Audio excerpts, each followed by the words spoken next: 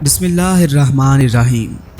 अस्सलाम वालेकुम नाज़रीन, द इस्लामिक कॉर्नर पर खुशामदीद। नाज़रीन मोहतरम, तारीख़ में बहुत से जंगजू गुजरे हैं, मगर उनमें कुछ ऐसे भी गुजरे हैं जिनका मुकाबला करना मुश्किल ही नहीं नामुमकिन था। तो नाज़रीन, आज की इस वीडियो में हम ऐसे ही 5 इस्लामिक जंगजुओं के बारे में बात करेंगे जिन्होंने इस्लामी दुनिया में अपनी धाक बिठा कर रख दी। इस लिस्ट में सबसे पहले नंबर पर हैं अर्तुगरुल गाजी। नाज़रीन, यूँ तो आप में से सारे या बहुत से लोग अर्तुगरुल गाजी के नाम से बखूबी वाकिफ़ होंगे। अर्तुगरुल गाजी का नाम इस लिस्ट में इसलिए शामिल किया गया क्योंकि जिस दौर में अर्तुगरुल गाजी पैदा हुए थे उस वक्त दुनिया भर के मुसलमान अपने सबसे बुरे वक्त से गुजर रहे थे। चंगेज़ खान की बनाई हुई मंगोल सल्तनत और उसकी फ़ौज दुनिया भर के मुसलमानों पर एक कहर बनकर टूट रही थी, और ये अर्तुगरुल गाजी ही थे जिनकी काविशों की वजह से तुर्की में मौजूद छोटे छोटे कबीले इस जुल्म के खिलाफ उठ खड़े हुए, और आगे चलकर अर्तुगरुल गाजी के बेटे उस्मान गाजी ने इन्हीं कबाइल की मदद से एक ऐसी सल्तनत कायम की जिसे दुनिया आज भी सुनहरी अल्फाज में याद करती है। और इसी सल्तनत ने अगले 600 साल में इस्लाम के ऊपर हर उठने वाली उंगली का पुरजोर मुकाबला किया। नाज़रीन मोहतरम, इसके बाद हमारी लिस्ट पर जिस पर्सनैलिटी का नंबर है उनका नाम है अमीर तैमूर।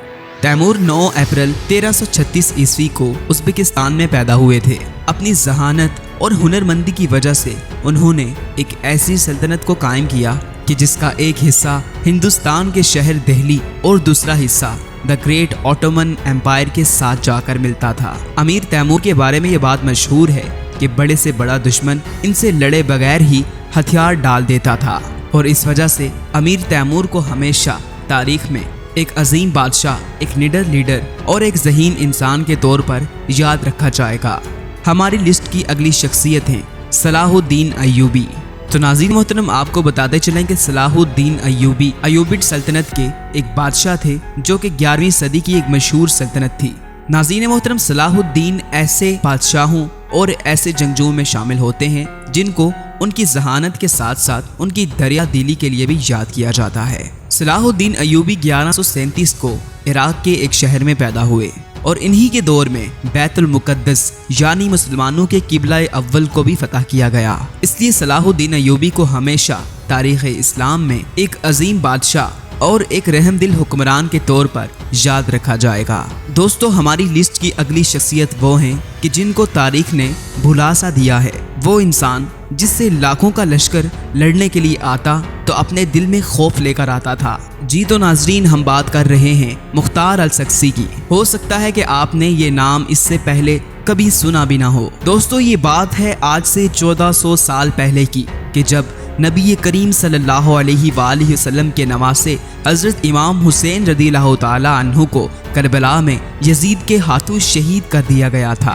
तो नाज़रीन, ये मुख्तार अल-सक्सी ही थे जिन्होंने आगे चलकर नबी के नवासों के कातिलों को चुन चुन कर मारा था। उनके बारे में ये कहा जाता है कि वो इतने बड़े जंगजू थे कि वो बज़ाते खुद अकेले ही बड़े बड़े लश्करों पर भारी बनने के लिए काफ़ी थे, और इस वजह से तारीख में हमेशा उनका नाम एक अजीम जंगजू के तौर पर याद रखा जाएगा।